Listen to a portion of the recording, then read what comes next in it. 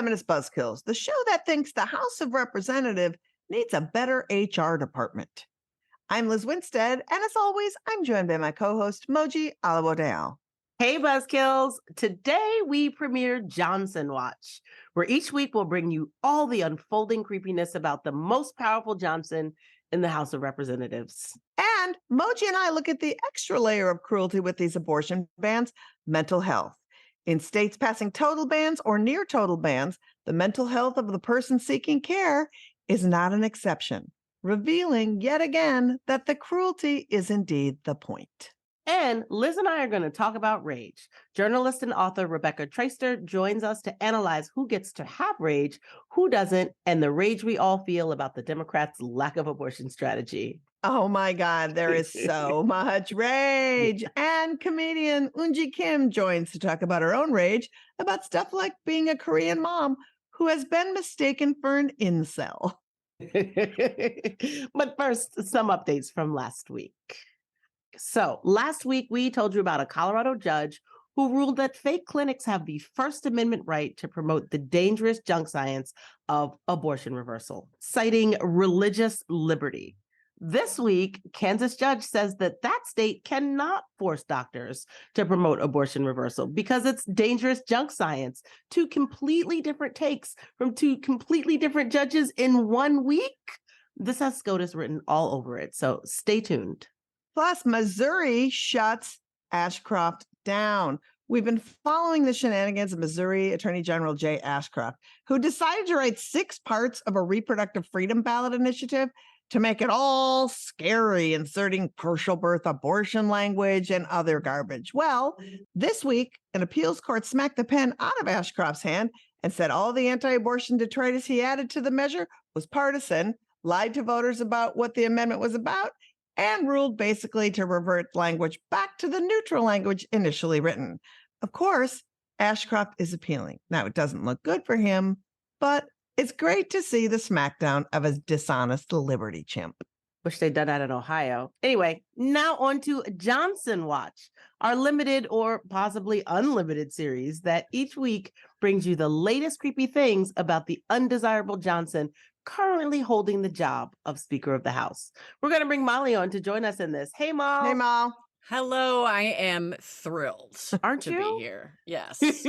This week, Twitter user Receipt Maven found a clip of Mike Johnson talking about a Christian AI accountability app he uses, and Evan Hurst at Wonkek broke it down further. It's called Covenant Eyes. Hold up. Liz, explain Covenant Eyes. Okay. It shouldn't be confused with covenant marriage, which Mike Johnson's also in. Covenant Eyes is this app that tracks his internet use, his keyword searches on every single device to make sure he's not accessing anything, basically porn. Now, when you use the app, you choose an accountability buddy. And Okay. and they get reports sent to each other about each other's usage. And it's kind of this odd surveillance insanity. And so if this app detects anything that is nefarious, it immediately sends like rapid response text or email or buzzing or I'm unclear what with a picture of the You don't have a subscription yet? the person is viewing so that they can intervene in your terrible behavior. But as the commercials say, don't listen to me. Let's hear how Mike Johnson sells it. It scans all the activity on your phone or your devices, your laptop, tablet, what have you. We do all of it. And then it sends a report to your accountability partner. So my accountability partner right now is Jack, my son, right?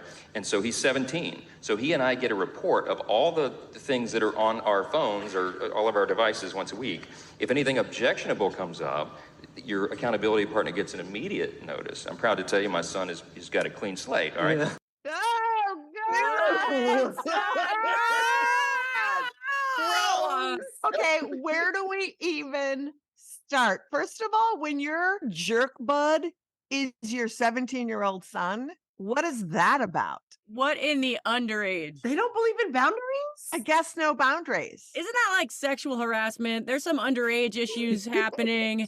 I don't know what the hell happened to family values, but apparently it's father and son bonding over how much gay porn they don't watch now. Also, it's a virtual circle jerk. It's basically just like, what are you getting off on or not?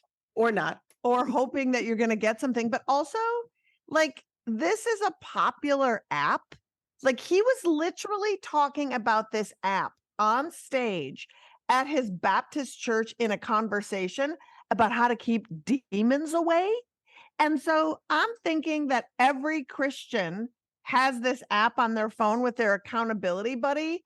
And it's probably popping off like what if you're at a board meeting and just like your app, just your accountability buddy is just like at Leatherfest. And it's like, oh my God. Sounds like some non-consenting kink stuff that like, okay, that's weird. That's weird. It is so weird. And I've never heard of this before in my life. And the fact that Mike Johnson was on stage sounding like, not only am I a client, I'm also the owner. Like he had that kind of. He was like, look at my table. I got flyers for you. Was his son at the conference like his poor son? No, his son was probably watching porn at home. Yeah, he's like, quick, I have an interval. My burner phone. My burner phone. And like, where are moms of liberty? Like, if your phone is popping off so much, I think it becomes a masturbatory tool at some point. I think that's the thing. Just keep sending those messages so that your phone just becomes this like vibrating jerk off. They probably have a special case for it that's like a fleshlight, so you can actually fuck the phone. Also, his son is 17. Like 17-year-olds deserve some privacy. It is not great. It is not great. No, you got to have a digital chastity belt for all of your children. No sex education, just a way to punish them if they ever get curious. Conservatives could have spent way more time doing research on Mike Johnson instead of like Hunter Biden's laptop, which they were also searching for and watching his porn.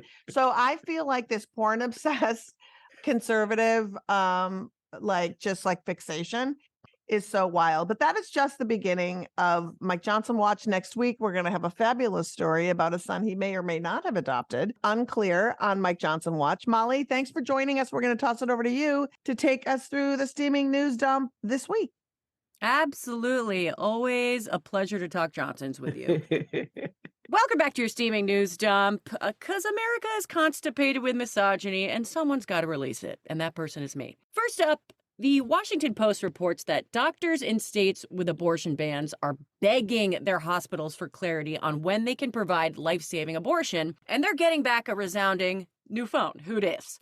This means that the vaguely worded bans are working exactly as intended, causing so much confusion that pregnant people end up getting teased right up onto the edge of death. And, call me old-fashioned, but I think we should keep edging for orgasms in the bedroom and not for surviving in operating rooms. Hear, hear. Yeah. Speaking of kinksters with a fetish for criminalizing doctors, in Arizona, the Mistress of Justice is punishing them with a severe case of blue balls. That's right, a federal appeals court ruled that a group of physicians can challenge the state's ban on abortions for genetic abnormalities. Yet again, another vague law that threatens doctors with jail time. Look, I don't like to kink shame, so if you get off on asking someone the reason they need an abortion, just keep the cosplay for the dungeon and out of the discourse. Please do us all a favor. I think that's fair. Good compromise, Molly. Way to go. Here. A reasonable compromise. This last story is going to make you seek out some serious aftercare. The reproductive justice group If, When, How has dropped a massive study around abortion and who gets criminalized for it. It's a must read. So listen to this. This was interesting. Between 2000 and 2020, 61 people were criminally investigated or arrested for allegedly ending their own pregnancies or helping someone else do it. And who is turning them in, you ask? Turns out, sadly, it's medical providers, people in their lives, and Truth Social user Women Are Horse Patriot 69. He is prolific. That's been your steaming news dump. Back to you guys. Thanks, Molly. Thanks, Molly. Oh my God. Well, let's get into the stories we want to dive deeper into. Moji, kick us off. All right. So mental health challenges, including suicide and substance abuse, turn out they count for 23% of maternal deaths. But that hasn't stopped 10 states with abortion bans from explicitly excluding mental health exceptions from their bans. And these policies imply that mental health is far less important than physical health, which is a dangerous form of discrimination, don't you think? This story, I don't think a lot of people, again, it just proves when they create these bans, either they're just trying to be cruel or they literally didn't think shit through, or sometimes both. It's definitely both. Yeah. But I just feel like to not include mental health or to not center mental to health. Explicitly exclude it is Mhm. really the part that gets in my goat. And unexpectedly, Alabama, the king of criminalizing pregnancy, does have a mental health exception in their ban. And this is the only time you're ever going to hear me cheering for any part of Alabama law. So relish in it. Yeah, and as you said, mental health conditions total for 23% of maternal deaths with an identified cause. And here's what I just couldn't believe, Moji, as we were doing research, because I was like, is there politicians, when they said they explicitly wanted to keep it out, like, did they say the quiet part out loud? And sure enough, in some states they did. I was in Iowa, which is one of these states where they argued to explicitly leave it out. This representative, Shannon Lundgren, doubled down saying, I would like to recognize that abortion isn't a treatment for mental illness. And then she went on to say, obviously, if we have someone whose life is in danger, a doctor should take an approach to make sure they immediately refer them to inpatient care. In Alabama, they just jail them. Yeah, but like to say abortion's not a treatment for mental illness, that isn't the point. The point is, if you're somebody who has mental illness and have assessed for yourself that you don't have capacity for parenting, you don't honor that? If postpartum depression or psychosis is something that you are particularly predisposed to, abortion is in fact a cure for your particular illness. And 1 in 5 pregnant people have pregnancy or postpartum mental health conditions, which actually matches up with the 23% of people, pregnant people die because of these sort of inequities. It's really concerning. And just like in this world we live in where feelings over facts are constantly the dominant narrative, like this is so harmful. And I just want to say, for people that don't know, there was an extensive study that followed people for 5 years in their post-abortive journey. And it was a study called the Turnaway Study. And its whole purpose was to find out what were the mental health ramifications when people are turned away from abortion care. And there was unbelievable consequences, serious consequences for people denied abortion care.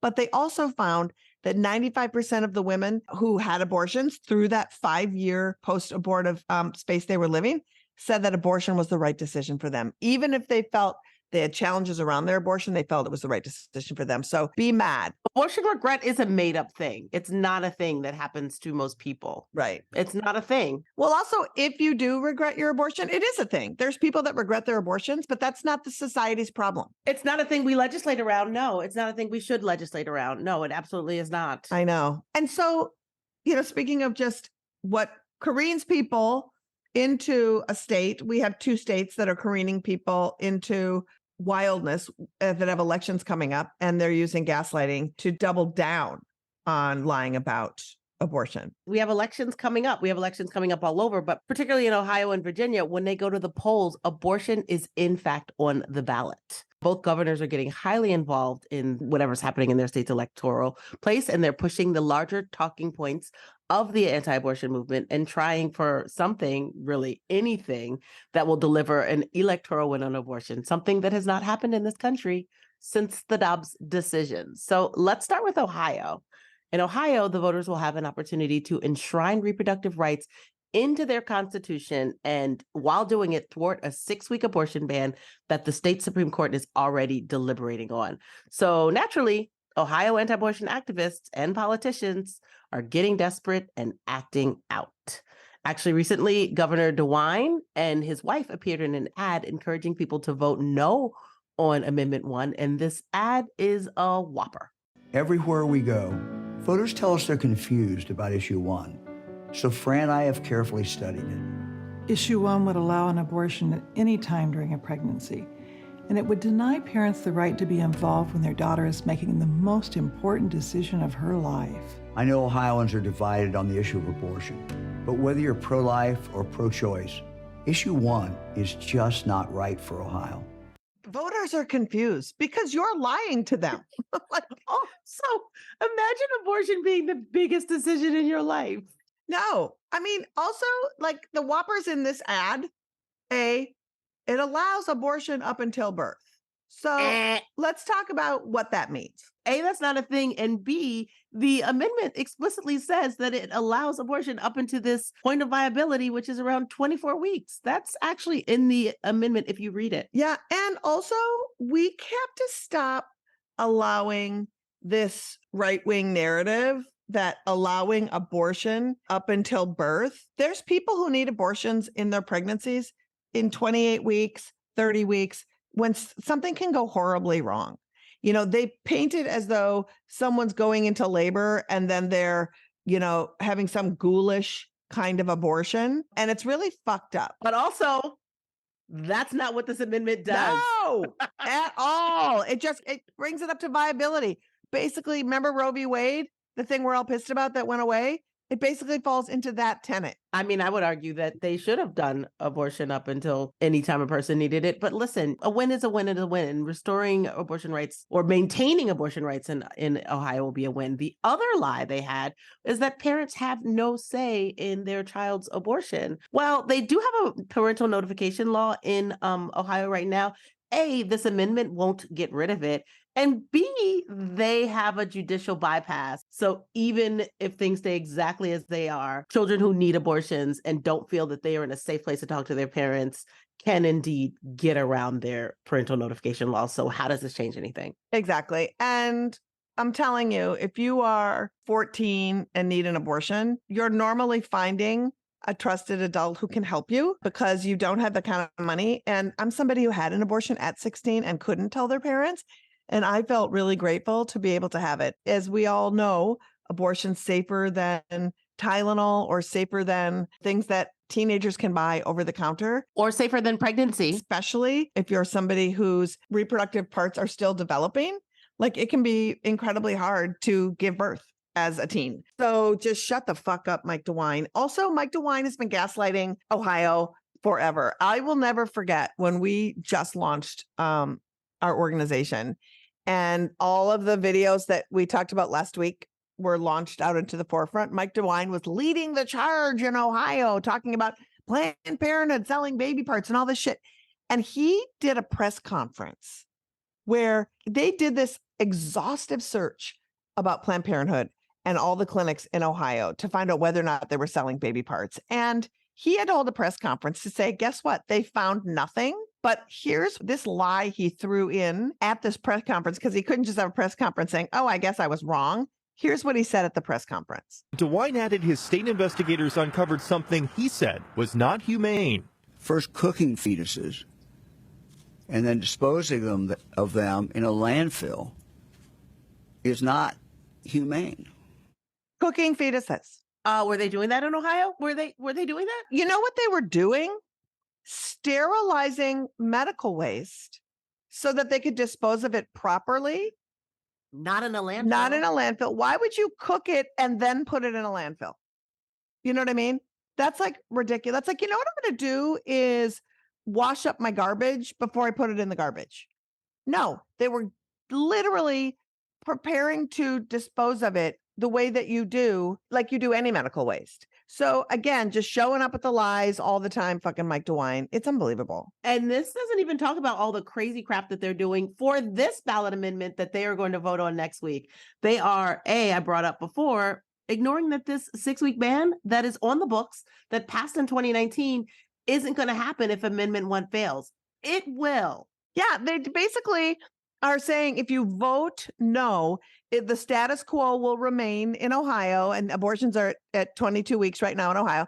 So just, give yourself time to think about it. That is such bullshit. The Supreme Court is imminently waiting to release their decision in Ohio to see how this ballot initiative plays out. Exactly. Because if the people vote, we want abortion codified, the Supreme Court, they're not going to lay down a decision. It doesn't matter. Doesn't matter, They don't right? have a decision. It doesn't matter. Exactly. The state unconstitutional. Yeah. So that is some vague bullshit where they're just like, let's just pretend like this isn't happening. But then, Moji, talk about what's on the official website. This is what's crazy. This is cuckoo bananas. You never see this before. Well, I've never seen this before. Politicians are using a government-backed blog to lie about the contents of Amendment 1. And this is particularly insidious because search engines prioritize government websites because it's expected that they'll give neutral, unbiased opinions. But when you go to their website, you get things like, among other things, this amendment will give Planned Parenthood the right to make life and death decisions. Since when? Or this will allow genital mutilation of children without parental consent. Again, where and how? This is like really diving off the deep end of inaccurate partisan speech. And an expert in online misinformation just stated bluntly that she'd never seen anything like this before. Like, it's just devious. Well, they also said that it was chopping up children while they were alive. Like, it also said that. And you're like, what kind of ghoulish Halloween horror fucking flick is this?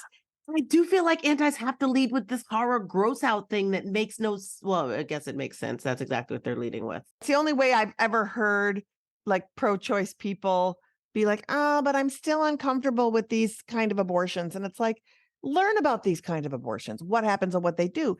And the thing is, again, they don't want to talk about is the anti-abortion movement is like in the bushes, like lurking in the bushes with laws that are, even if you can believe it, bills that they've already written that are worse than the 6-week ban, right? They're sitting there waiting with, it's called an abolition bill, equal protection, which means that life begins from fertilization till natural death. Whatever that is, right? So they're sitting there waiting that if for some reason the 6-week ban goes into effect and this amendment fails, they're going to swing in hard with an even more draconian bill. That is all not just such dirty tricks. Talk about the dirtiest trick of all, maybe. Oh, the dirtiest trick of all is just before the deadline closed to re-register or to register, the Secretary of the State just quietly purged 27,000 voters from the rolls. 27,000 voters were just removed from the rolls with no announcement, which is normally what they do. They actually do this purging, but they usually do it with a lot more time for a person to look up and be like, oh, shoot, I was purged. Let me go re-register. There was no time to do that. No. And he didn't announce it. No, there's such a mess with all of it. And that is the way that the tricks just keep on coming.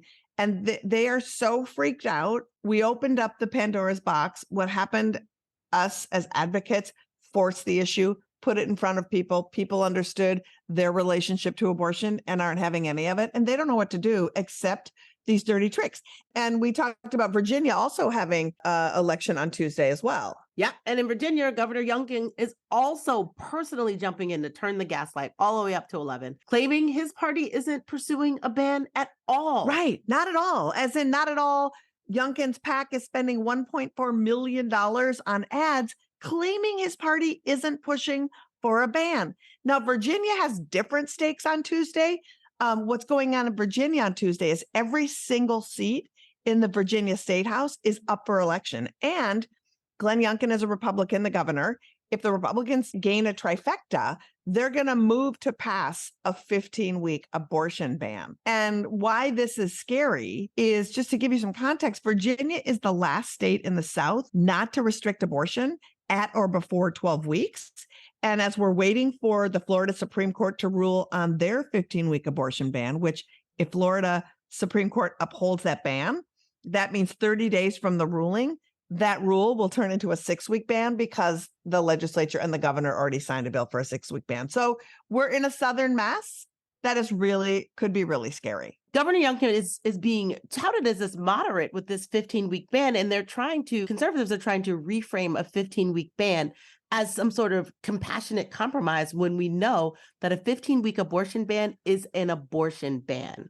It's not a reasonable compromise, but they're looking for talking points that will let them win elections again. Ever since the Dobbs decision has gone into effect, every time abortion is on the ballot, abortion wins.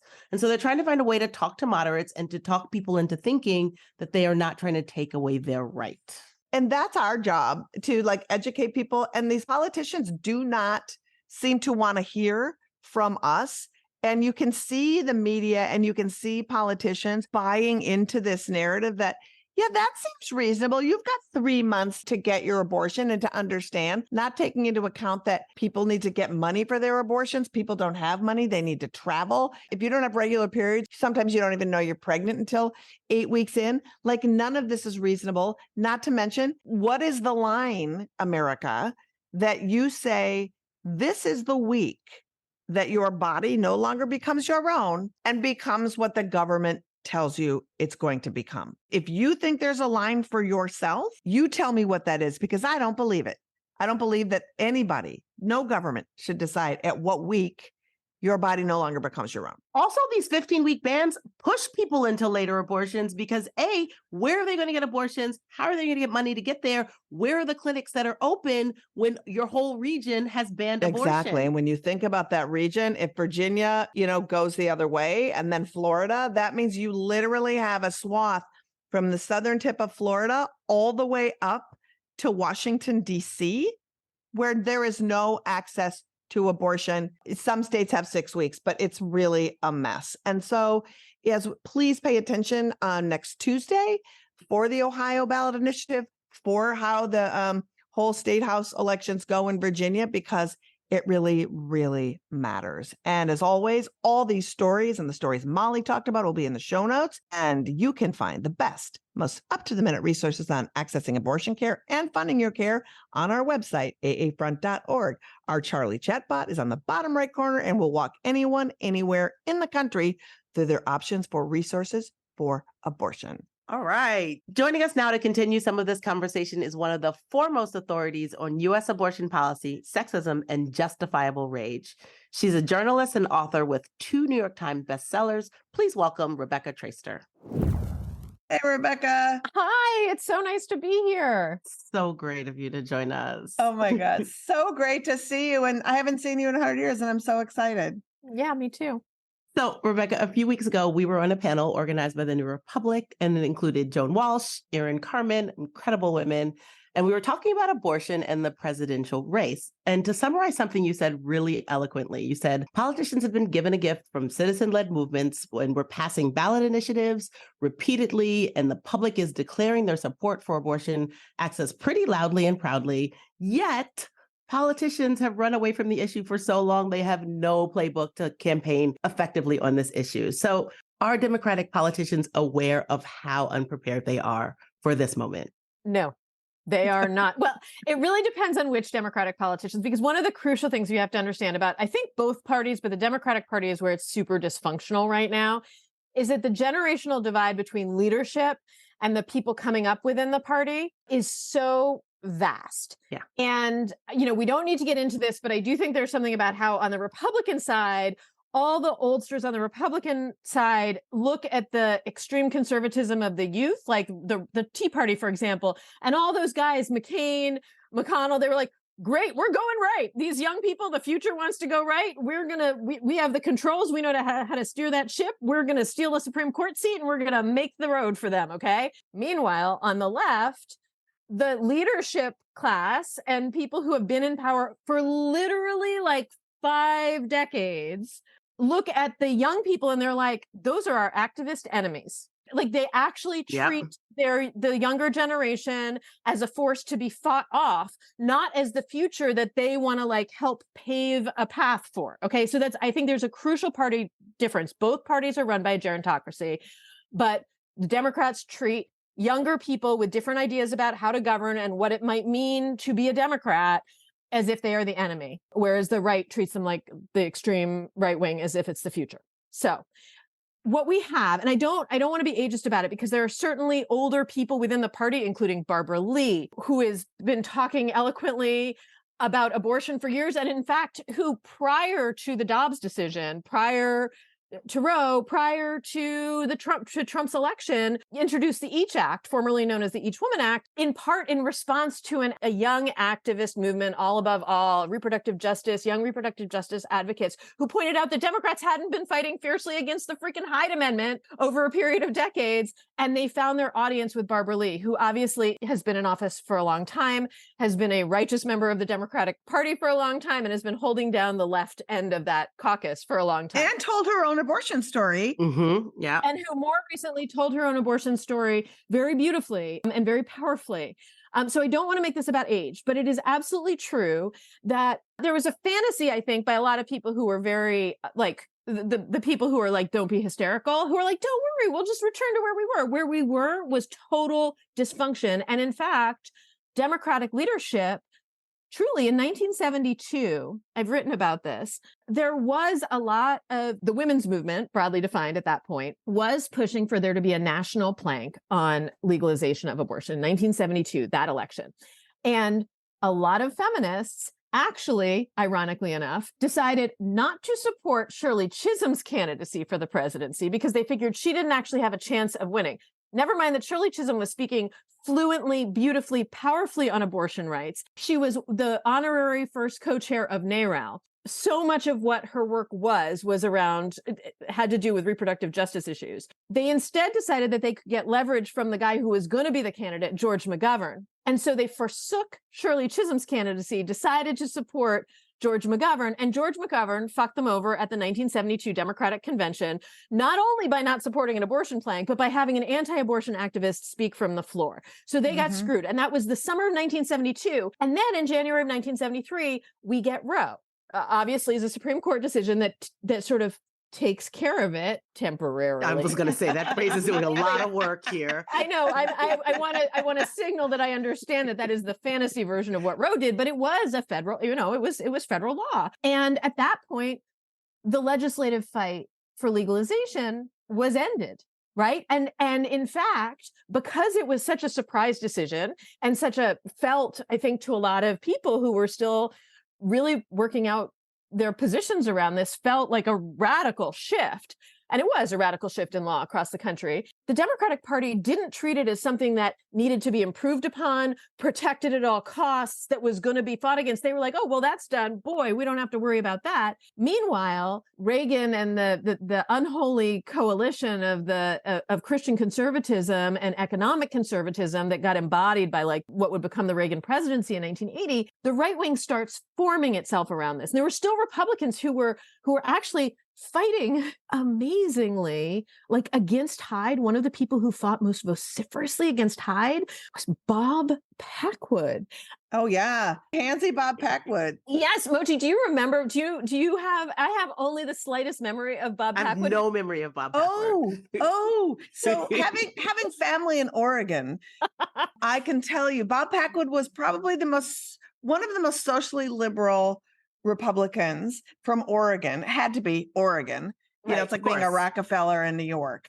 And it was all well and good till Bob Packwood started chasing his aides around his desk and was unceremoniously left office.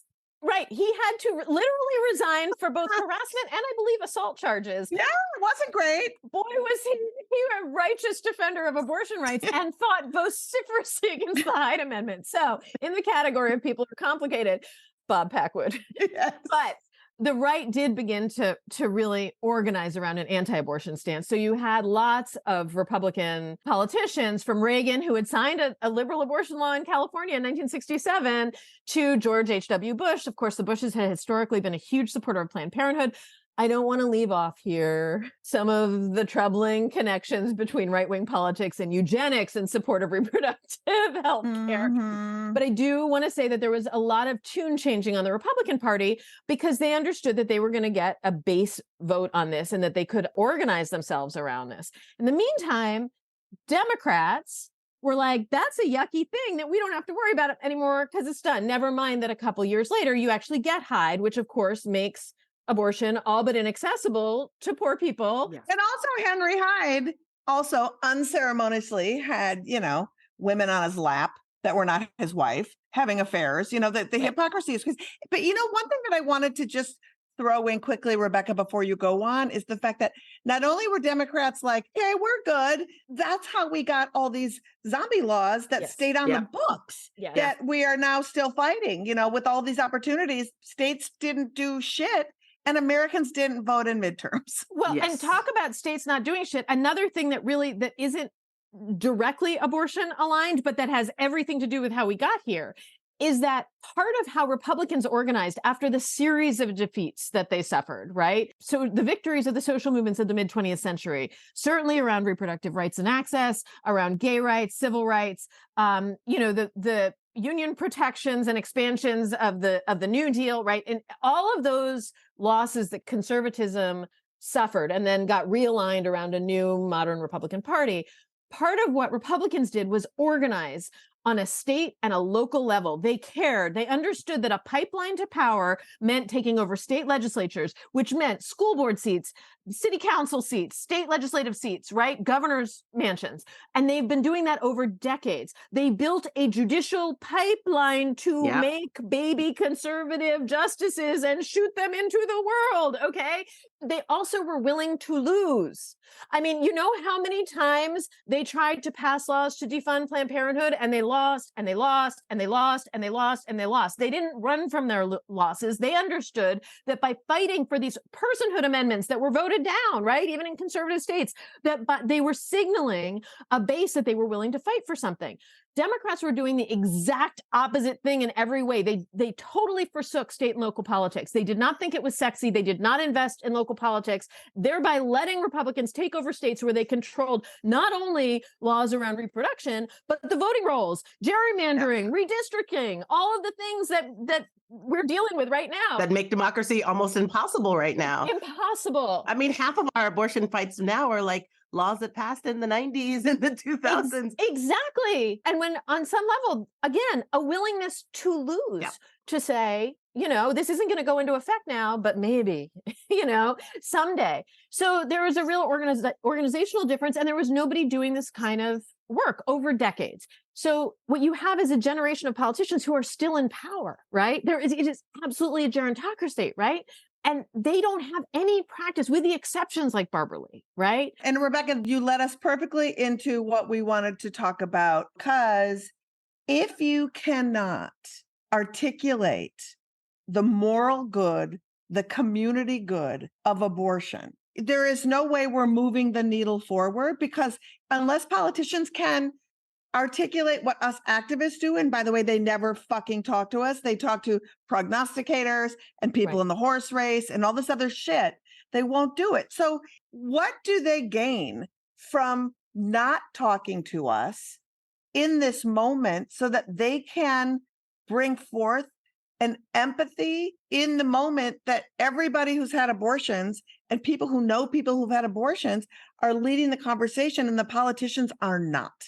So I don't think that the politicians gain anything. And we have to understand that there is an entire class of political consultants who also became political consultants and became highly paid in the era in which the Democratic Party policy was, we don't talk about it, or we use a euphemism like choice, and then we try to talk about something else as soon as possible, right? Those people are literally invested. Their livings are made by coaching politicians to stay away from this lightning rod issue, right? And those are the people, the horse race people, the consultants, are the people who a certain generation of Democrats listen to, because they have been they just believe that these are the people who know how to make them win. Never mind that we in fact have lost and lost and lost and lost. But there is a generation of people who speak differently about this. And by the way, who I think also do listen to activists, right?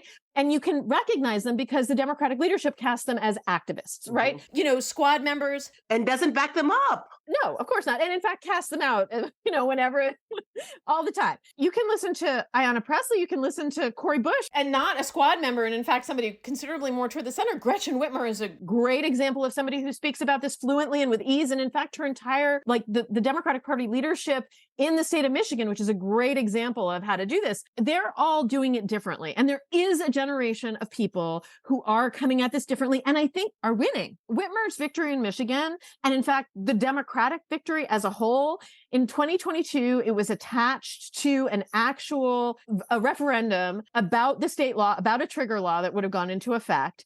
And so there was high turnout. Whitmer and all of the Democrats who were running with her were coached by those consultants to not emphasize abortion. It was going to be a dying issue. It was going to not, and they resisted it because they actually knew themselves and had the confidence to say this is a resonant issue for voters. They were out there talking to voters. They overrode that. And a thing that I want to point to, something that Whitmer does that I think is very rare, and I think that everybody could learn from, is she integrates abortion as part of the larger fabric. Now, anybody who's paid attention to activism knows that this is what the reproductive justice movement is all about. Literally foundationally. Right. That you cannot silo abortion off in its own little icky corner or its own fetishized corner, right? That in fact, it is tied to access to healthcare, to other civil rights protections, to housing policy, to education, to childcare, to paid leave, to all these kinds of policies, to union protections, labor issues, all of that. Whitmer does that. I don't want to say she sounds like a Republican, but she sounds like a very classic politician. She does it as a pro-business pitch. She understands the relationship between abortion restrictions and restrictions on gender-affirming healthcare and trans issues. She seamlessly connects LGBTQ protections with reproductive protections, and then presents it as part of a pro-business pitch that is also ultimately about family values. It's like watching like an ice skater, right? Except it shouldn't be that hard because it's so obvious. She says, bring your businesses to Michigan. Don't stay in these states that are going to not let you and your family live the lives you want to live and aren't going to let you be free. Come here, bring your company here. And then your workers are going to be here and your kids are going to want to stay here. So grandma and grandpa, you get to be with your grandkids, right? She's doing all these things that it has been somehow very difficult for Democrats to do when it shouldn't be. I mean, this is something Pramila Jayapal talks about this too, that the right has like gobbled up the language of family values, of faith, of freedom, of patriotism, when obviously all of those things are very much on the side of reproductive rights, justice, access, all of it. And we could all be using those words. And I think that you want to look for the politicians who understand that this is a pro-family pitch. So glad you brought that up too, because I think it dovetails into another question we had, which is, why is it that the media keeps repeating these right-wing talking points and using them to like justify things like these 12-week bans, these 15-week bans, or like using abortion as tragedy porn? Like, what does the media need to know as well? Everything that we're talking about, because the media is not made of different stuff than a Democratic Party establishment, right? Where do you think they're getting the numbers for the horse race stuff? It's from a media that thinks political coverage is like an election needle, but where we're just predicting and then basing, again, the thing I said earlier about Republicans' willingness to lose, I think horse race political media, and I cover political races, right? I don't want to separate myself from this. I work in this industry. I'm sure I've been guilty of many of these sins, right? Though I really try not to be, in part because I don't think this is a game or a race or anything that you like score. No, it's people's lives. But this is a political horse race media, while telling itself that the correct journalistic stance is objective and distant, okay, which is horseshit, by the way, but also has made all of this so distant, lives in a bubble of privileges and protections. Like the number of people in my own profession who truly believed that Roe was sufficient, A, that it was not imperiled, but B, that as long as it stood, abortion was legal. The only way you can believe that is if, in fact, you yourself do not encounter challenges. It's true of so much. If you do not encounter challenges getting healthcare, if you do not encounter challenges accessing contraception or abortion care, if you yourself do not encounter big challenges in terms of accessing childcare, if you yourself get paid leave, if you don't have any problem voting, right? Like that's pretty much the only way in which you can believe that all those protections had not, even before the gutting of the Voting Rights Act, even before the overturn of Roe, that these things had not become battlegrounds and that people weren't encountering those challenges. So the fact that people treated Roe as a settled law and it was a hysterical position to suggest that it was imperiled, and who didn't acknowledge that even while Roe stood, there were vast swaths of this country that did not have access to abortion care. I mean, that is the the mainstream political media, and I'm a part of it, right? I'm not trying to throw stones at it without acknowledging that I am in its ecosystem, and I have my platform is because of it, right? As we look at this right-wing shift to try to normalize 12-week bans and 15-week bans as though that's some kind of compromise, we do have an opportunity to hold the media accountable for all that. But I wanted to get into rage because at this point, we've been gaslit for so long that our rage was not justified and that our rage was not, we weren't entitled to it. So I wanted to just shift a little bit while still talking about this to talk about how our rage ties in. And where do you think we are at on like a 5-point scale of like 0 being they don't give us any entitlement to our rage and 5 being finally society understands and accepts our rage? Where are we at this moment? Well, in part, we're probably at different places because 2 of us are white and 1 of us is black. Yes. So that makes a real difference, which is not to say that white women's rage. So white women's rage, it's not quite as easy to say like, oh, it's accepted and everybody embraces it. That is not the case. It is mocked. It's dismissed as wine mom shit, right? Like dumb, stupid, suburban white lady stuff. It is deployed when that rage is on behalf of a power system. So all the white moms out there trying to keep critical race theory and, mentions of racism out of their school libraries, that kind of rage is in fact given a spotlight and taken very seriously. Mm-hmm. When white women's rage is directed toward a power system, then it is either highly mockable, intellectually unserious, or unsexy. There's a definite unsexiness of it. I feel like our former president loved to talk about how unsexy. Super ugly. And nobody wants to date that crazy bitch who's always yelling, right? Black women's rage, brown women's rage is treated as dangerous, the source of comedy and entertainment, right? Like a caricature, a neck snapping character, but it is also very quickly turned into something monstrous and dangerous. And you can see that all the time in terms of the expression of when Black women express anger. It is also true, one of the things that I wrote about and talked to a lot of people about, that Black women are assumed to be angry even in instances where they're not expressing anger. All the time.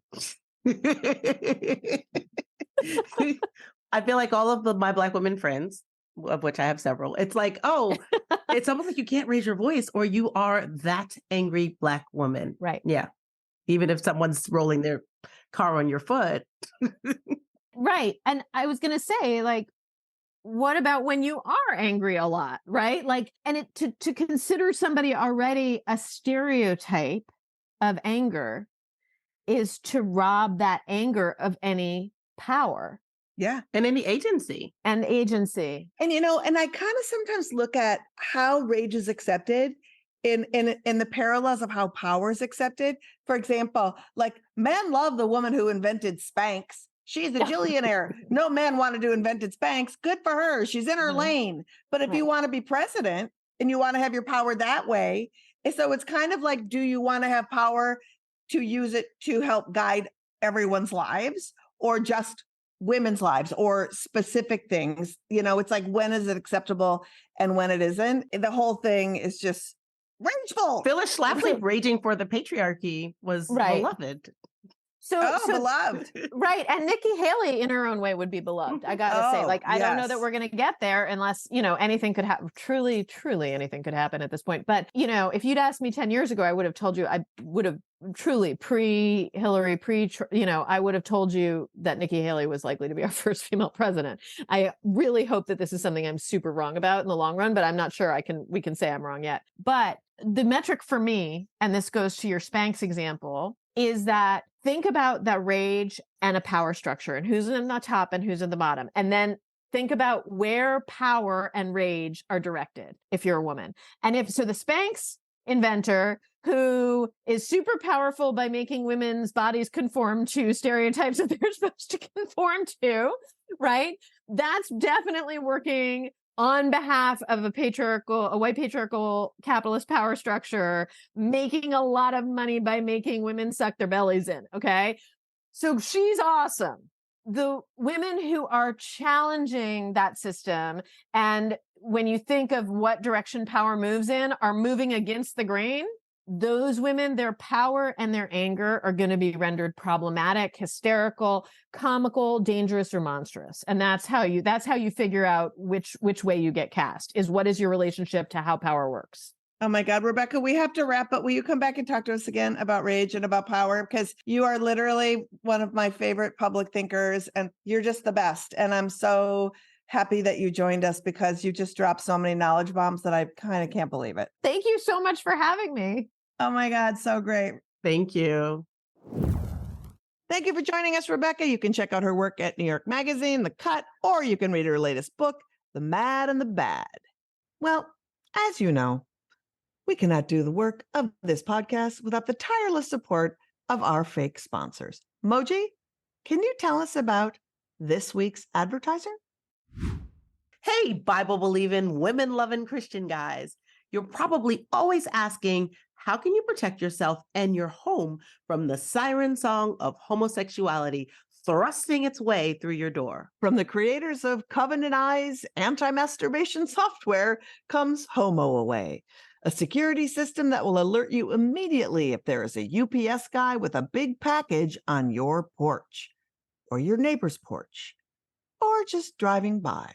Homo Away does a full body scan of all agents of temptation who come within range, and also protects your neighbors by immediately cross-posting to Nextdoor, alerting them that there is an agent of sin among us.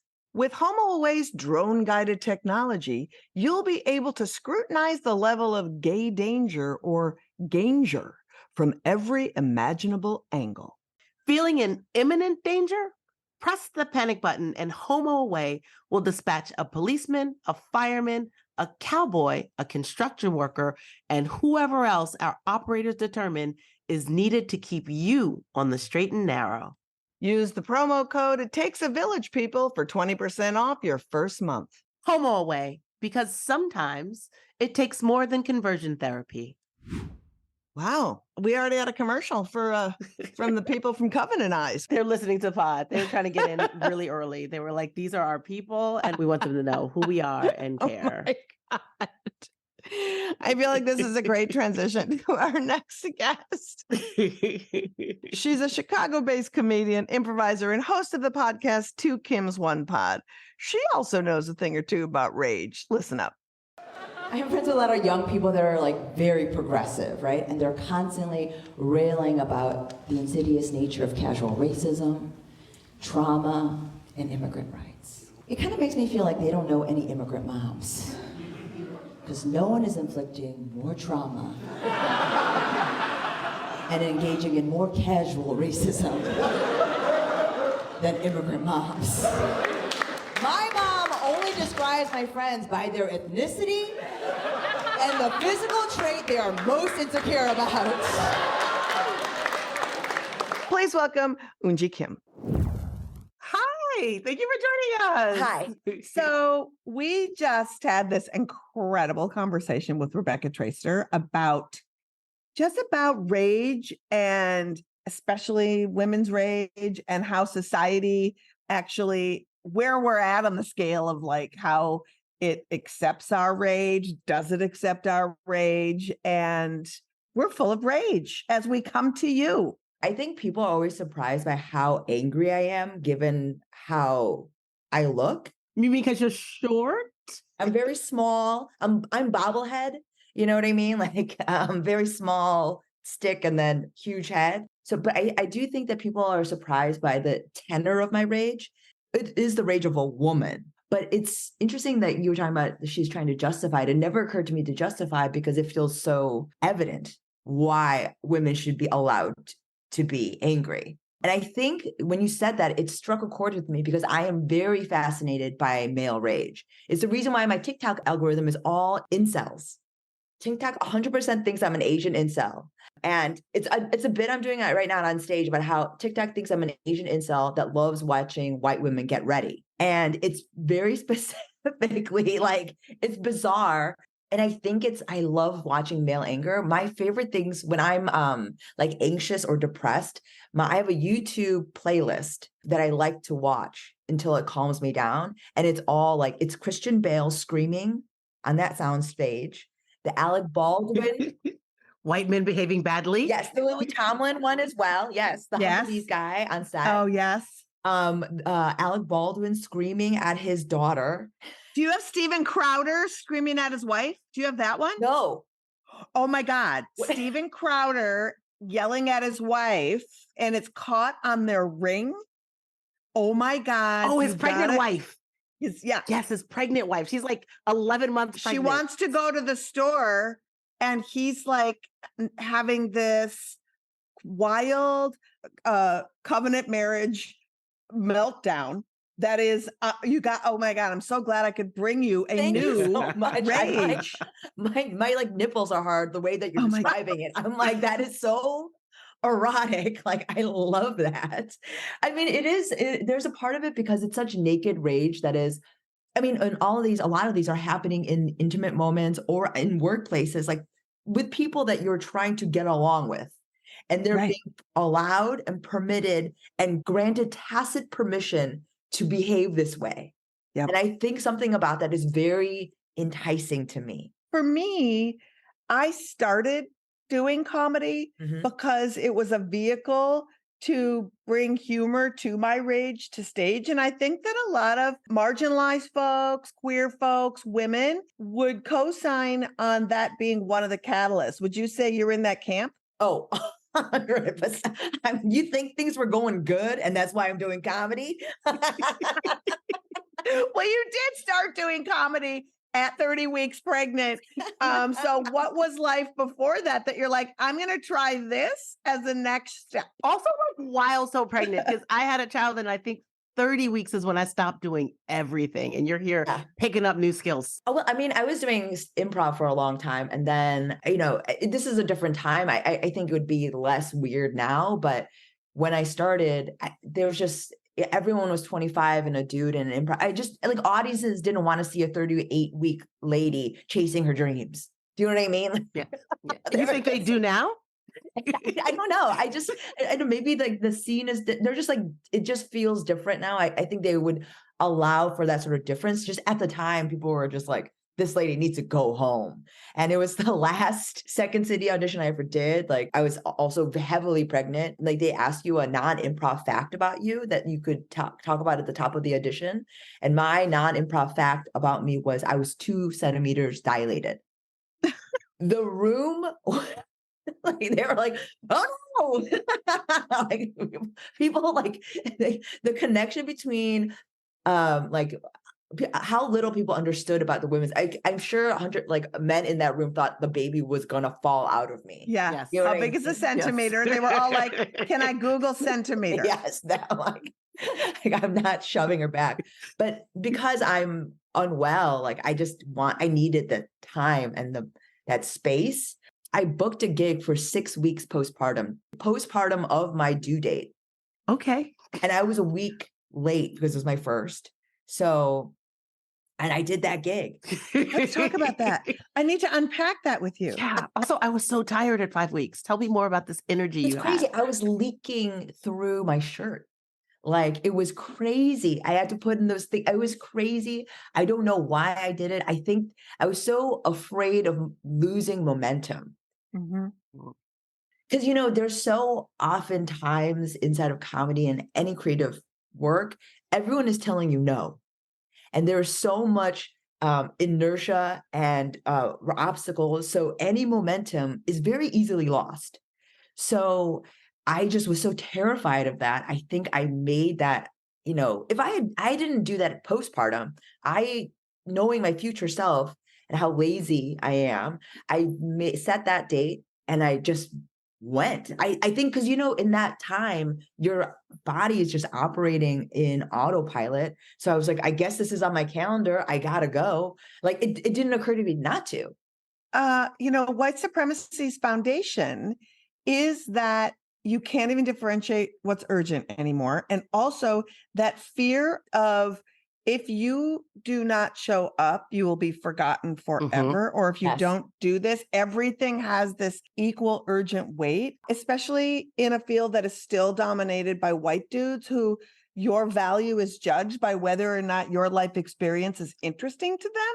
Yes. Like, that is a whole crazy shit bath that we chose to do. We picked it. You guys just We walked picked it. into it as adult women with other options. Yeah. It is strange to have so much of your life evaluated in this way, and not evaluated like with kindness, but with like weights and measures, right? This amount of trauma garners this. Because you have this, you're allowed, you can give you can pitch me something, you can write a pilot about that, but not about this. Like, everything is quantified and codified in a way that is divorced from your lived experience. Right. So It's really codified in a way to put you into a box that gets smaller and smaller.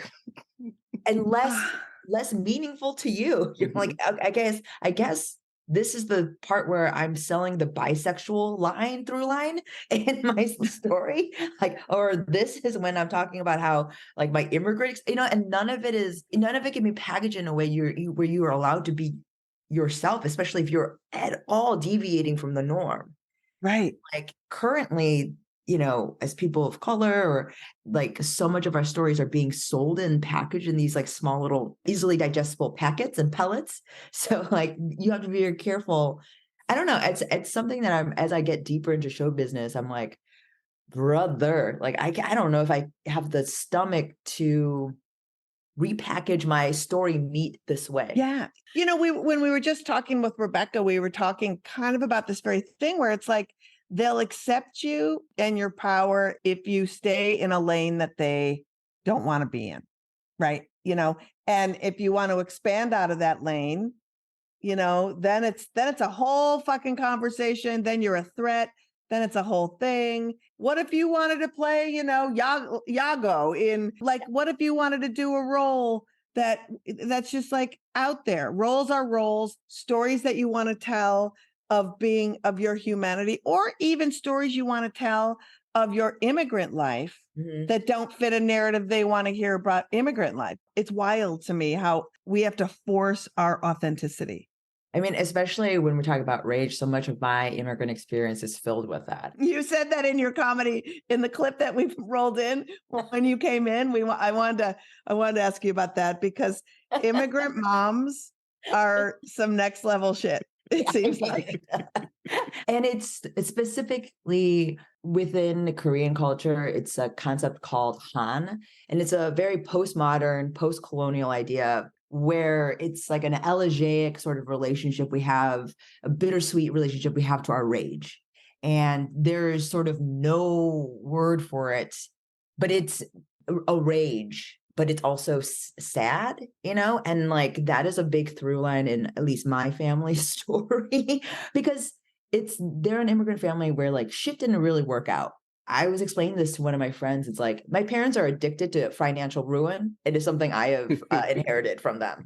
I am trying to get into recovery, but I'm addicted to it. What can I say? And in the 90s, when they signed NAFTA, my father's like business, all that manufacturing went to Mexico. My parents got caught up into 2008, 2009, like the building thing. They got swindled by Countrywide. They got part of the settlement, forced into bankruptcy, lost their house. And so things didn't work out. But what's crazy is they really don't hate America. They hate themselves. Oh, That's capitalism. That is 100% capitalism that forces you to hate yourself because you don't succeed in a structure that was not made for you. Yep. It's crazy. And it's like, and when I see online all of the sort of outrage from like specifically that incel community, I'm like, this shit was kind of built for you. It's your FUBU. It's for you, by you. Like, Yes. like, this is the kind of operating, this is for you. And then it's not even sustaining that. Like, it's crushing those that it was once made by and for. Yeah. And so like, when I see that and I look at my parents, I feel such sadness for them that they can't, feel relief from that shame. Right. As you're talking, I'm thinking about how white male rage is being externalized in a way. I remember growing up, one of my parents, if like, you know, you'd be walking around and a panhandler would like ask you for money. And whenever it was a white man, my mother would be like, I have 3 Black children here. Like, this is your structure. How dare you ask me for money? Like, how can you not serve? Like, come on now. And I'm like, oh, but now, you know, 20, 30, I'm older than that. So maybe 40 years later, they're just like, we're going to rage on YouTube at everyone else because the structure that was built for us doesn't work for us either. But also with the incels, when you create your own personal structure of being profoundly unfuckable, and then you blame it on everyone else and it's a movement, it's like you made a privilege. choice. That's You privilege. are an unfuckable, privileged assholes. That's so privilege. Wow. I think about this all the time. And I was telling one of my friends, as a mother of a son, I feel like I have 2 goals. One, that he doesn't rape anybody. And 2, that in 30 years, there's not some lady who's really mad at me. Mm. You're saying you don't want a daughter-in-law. That's what I mean. I don't want her to be pissed at me because there's sometimes when I'm looking at my husband just being so stupid that I get pissed at his mom. You know what I mean? Where I'm like, what happened? Like, how did she not tell you how to do this? Like, Eunji, I'm going to lighten up just a little bit because you are so fascinating and dynamic. Can you tell us what's basic about you? Yeah. Because I'm like, we've like gone deep and I'm like, okay, just what's your Starbucks order or something, you know? okay. I was asking my friend this, and she was like, the most basic thing about us is that we are both attracted to men. And it is That is really lame. As a fellow sufferer, yeah, that's really lame. I would say the most basic thing about I am very into like it's actually so embarrassing, but I'm really into teen romance movies. Like I'm not they cannot be good. It is literally, it has to be like where it gets like 13-year-old girls wet. Like that's the thing. Like I like that feeling in movies, TV shows. Do you watch The Outer Banks? I have seen the clips, and yes, that is what I like. Same. Riverdale, I went wild for. I feel like I was the only person on staff not watching Riverdale. I also don't understand why. And maybe it goes back to that like feeling when you're like, this feels like I have to go to the bathroom, but not really. I call it loin pulls. Loin pulls. It's literally, it's like, it's not tugging at heartstrings. It's literally, it's so it's erotic, but it is not sexual. Like I like watching jealousy on screen, and I enjoy watching desire, and it's not explicit in any of these things usually. Sometimes it is, and that's fine, but it's all the tension I enjoy. It's the same reason why I think K-dramas are so popular. It is 100% just like, it's the look, it's the, Pride and Prejudice. The original BBC had a ton of that too. Like that's the most basic thing about me. It's like, I like looking at, honestly, I'm 41. So a lot of these actors are old enough to be my child. Mm-hmm. You know what I mean? And it wouldn't have been like a tragedy or anything. Like it'd been like, oh, like I'm like a Mormon mom sort of thing. And they're like, it is so embarrassing. Like I've watched The Kissing Booth so often. Truly a horrible movie. I do not recommend anyone watch it unless you enjoy that loin pull. I've just put it onto my queue as we're talking. I love that you have a phrase for it too. Eunji, this is so fun. We have to wrap it up, but Can you talk a little bit about what's happening with you right now? Where can people find you? Tell folks where they can have the full experience. Okay, so I usually don't ever say anything and don't plug because I'm addicted to financial ruin. Relatable. Yeah. But I actually have a show coming up November 16th in Chicago at the Lincoln Lodge. My podcast partner and I are doing a live taping of our podcast, Two Kims, One Pod, at the Lincoln Lodge on November 16th. And we'll be out in LA December 16th at the Lyric Hyperion. We're going to be in Chicago in August to fuck some shit up at the DNC. Oh my gosh. Right? So maybe you'll want to come out and join us and have a little fun. Oh, absolutely. Yeah. I love it. This is really fun. Very easy. Thank you guys. Oh my gosh. Thank you so much. Bye. Bye. Follow all of her shenanigans on The Best Eunji and thebestuNji.com.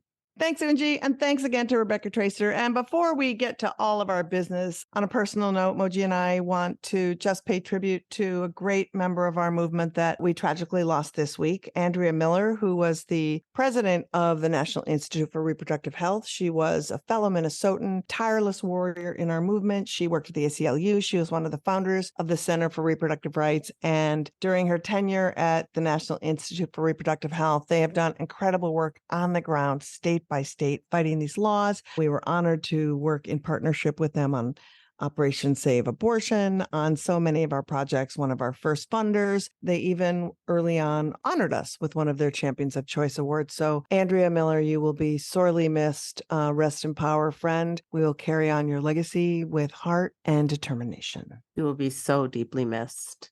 Thank you, everyone, so much for listening. And if you want to keep listening, like, subscribe, and show us some love with a 5-star rating.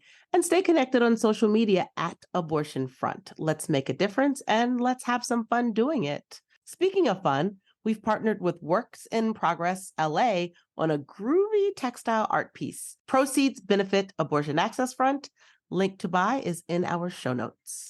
And looking for where you might fit in to do some abortion activism? I mentioned it before. It's the 5-part training series, Operation Save Abortion, at operationsaveabortion.com. And if you hit over there, you'll also find our super cool activist calendar, which is chock full of local, national actions and educational opportunities. One of the featured events coming up on the calendar, New Yorkers, Wednesday, November 8th at 6:30. Head over to Caveat on the Lower East Side or hop online to stream My Body, My Voice, Songs for Safe Access. The event is an intimate evening of music, storytelling, and solidarity for reproductive justice, featuring up-and-coming singer-songwriters. Proceeds from the event will support the Bridget Alliance. More information can be found on our activist calendar or on the event website. Links in the show notes.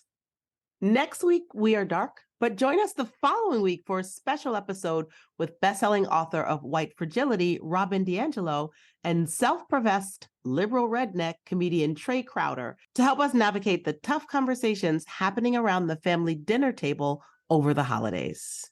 I can't wait for this. I feel like everybody runs away in horror instead of like being able to like work out some shit at the table. So that's going to be a super great episode. If you like what we do, please support us by joining our Patreon.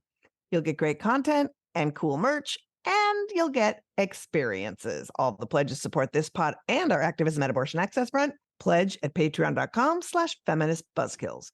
FBK is edited by Remy DeTournay and is produced by Abortion Access Front. Finally, we leave you with the host of Fox's Outkick, Charlie Arnault, a woman who's showing us her whole ass and the fact that she's never heard of water treatment facilities. My biggest piece of advice, ladies, for the love of God, stop drinking tap water. Tap water is effectively birth control because it has birth control in it. Because, well, it's just how it goes. Women pee. And they are peeing out their medication. So yes, men, also, you need to definitely listen up. This is a big heads up for you because also this estrogen in the water that you are drinking, the tap water, is also going to mess with your hormones. Feminist Buzzkills, the podcast from Abortion Access Front. New episodes drop Friday. When BS is poppin', we pop off. And if you want to support our podcast and all the work of Abortion Access Front, like, subscribe, and join our Patreon at patreon.com/feministbuzzkills.